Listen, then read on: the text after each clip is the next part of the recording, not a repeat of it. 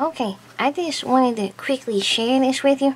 This is a little tag that I made with my colored flowers.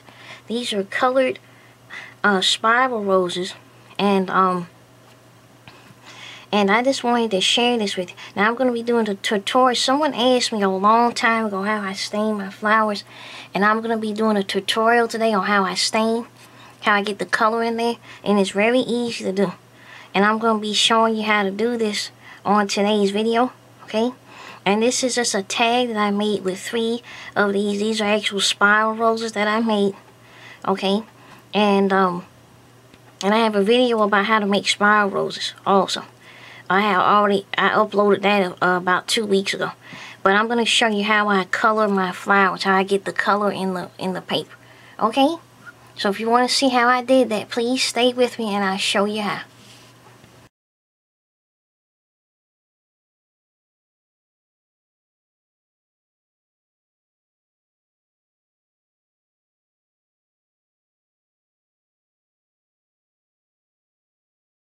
Alright, now this is how I make my stain, my water to stain with. What I have here is a bottle of magenta paint. I love pink, okay, and this makes a nice pink water. And I take it and I squirt.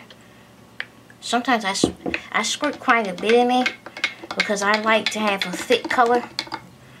So I squirt a little bit more in there. Like that. And this is actually a quart mason jar, one of the large mason jars. I'm gonna mix it. Make sure you mix it until all the paint is saturated into the water. You can also use food coloring. Okay, but I don't use food coloring because I like paint better, because I like the paint really gives a lot of color. But you can use food coloring too.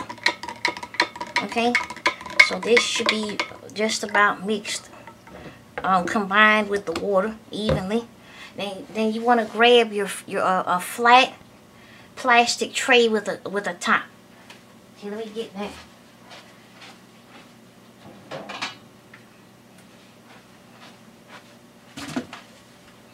Okay, here it is. It's flat plastic, okay? It has a top. I actually got this at Walmart several years ago.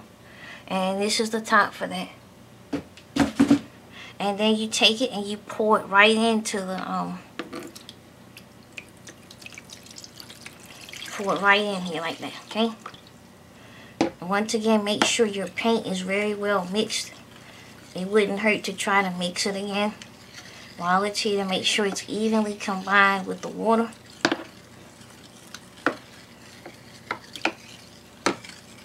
Like that, okay? Next thing you're gonna do is you're gonna get your paper, and then I'm gonna show you how to put the paper in here. Now I have 4 sheets of cream colored paper that I'm gonna dye a pink color. Okay, what I'm gonna do is I use 4 pieces because it stains. I do 4 pieces at a time because it stains better. You can put more if you want to. Whereas I drop it in here, then I take my spoon and press it down into the water like that.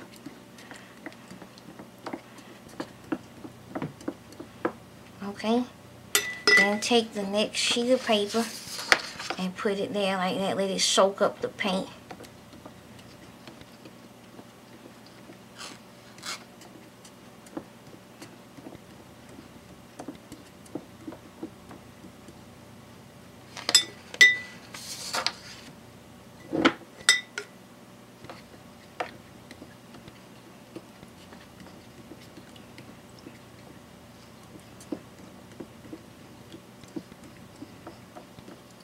Okay, then take the last sheet. Like I said, you can do more. You can do 6, you can do 8. But I find 4 works best as far as coloring the paper. And just make sure all of them are covered by the water. Now, one thing I would say is if you're going to do more papers at one time, you may want to make a larger batch of paint water. Okay? So that way everything gets saturated. Okay? Alright, and then the next thing you do is you put your top on. And I like to put mine in the refrigerator because it keeps the water from going mildew. Sometimes I don't have time to get right back to it. Sometimes it'll be in the refrigerator for a couple of days. Okay, so this way, if you put it in the refrigerator, it won't mildew. If you leave it out, you'll find the water starts to mildew and mold and everything. But if you keep it in the refrigerator, you can use this water over and over again, as long as it's still staining your paper, you know, the right way. Okay? Okay, now this is another batch of water paint water I made. This is actually a dark fuchsia, okay? And I have this in the refrigerator. I'll be using on future projects. But you can make different colors and keep them in the refrigerator for the longest time. And you can use them to stain your craft, your paper and everything. So this is, I got this jar from the Dollar Tree. So while the other pieces of paper are being stained by this paint, I put the paint that I had in there before in this jar so I could save it for the future. We're back. Now we have the paper that's been soaking in our paint solution. And what I'm going to do is I'm going to take out, this is a plastic shelf. This is collapse, you know, the shelves that you can buy that you put them together. They're plastic and they have the little plastic legs. This is the bottom of one of these shelves, and they're great for drying paper on. Okay, so that's what I use. Okay, and what I do is I'm going to take this out and shake a little bit of the water. Let me pull it over so you can see it. Okay, I'm going to pull it out of the water and shake any excess off. Okay, and then I'm going to lay it just like this, right across here. Okay? Okay, I'm going to take this out, the next one. And each one is going to be different. It's going to have different coloring. Okay, like that one, that's different. I'm going to take the other two out, and I'm going to let them just sit on here and dry. Okay, then once they're dry, then I can take them and make flowers out of them, or whatever I want to do. You know, whatever I want, whatever you want to do with it after it dries. Okay. And sometimes it takes a couple of hours for it to dry. Okay, but you want to make sure it's completely dried before you try to make flowers or anything else out of it. Okay, here they are. Here's all four of them. And sometimes the water will pool on here. That makes great color. If you just let it dry like that, it makes a great splash of color. And it gives a lot of variety to your flowers and stuff. Just like right here, let it pool it, and it'll dry just like that. And it makes wonderful variety in your flowers. Okay, so I'm going to let that dry for a few hours. And then when it dries, I'll come right back to you and I'll show you the finished product. How the paper looks after it dries.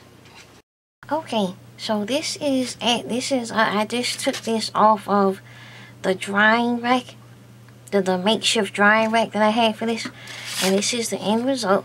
Okay, and you see the lovely where some of the color was deposited on the paper and it dried. That's gonna make a nice flower. What I'm gonna do is I'm gonna go ahead. I got 4 sheets. Okay, I'm gonna go ahead and make a spiral rose out of this so I can show you exactly what it looks like. Okay?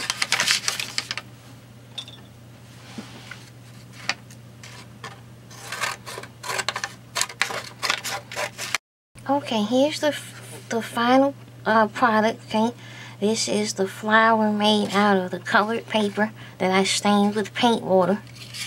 Okay, and here it went from a cream color to this lovely pink color. Okay. And that's how I stain my flowers, my handmade flowers. Here's some other ones I've done. Let me share those with you. Here's some, this was actually blue paper, and I stained it with a pink, and it came out a lovely mixed bluish purple. And these are, this was yellow paper, and I put it in the pink, and it came out a peach color. And this is just a wonderful way to color your flowers different colors. Okay, you know, let me see.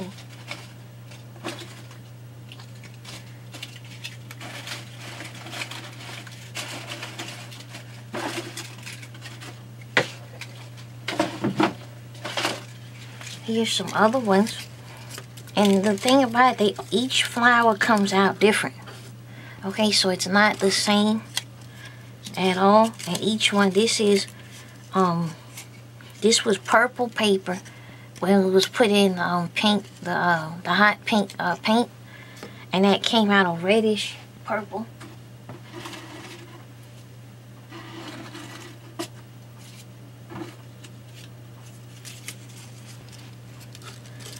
Here it is, a reddish purple. Okay, and it's just some different. You can take any color and you can put it through this process, and you can get all different types of colors. You can use red paint, blue paint, yellow paint, you know, whatever color paint that you desire, and you can do the same thing and make the same colorful flowers. All you need is to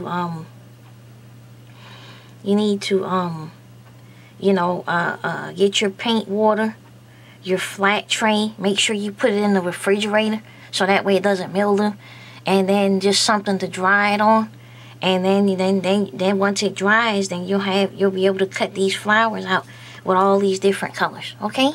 All right. I definitely will have pictures over at my blog, and I definitely want to thank everyone for watching. God bless. Bye bye.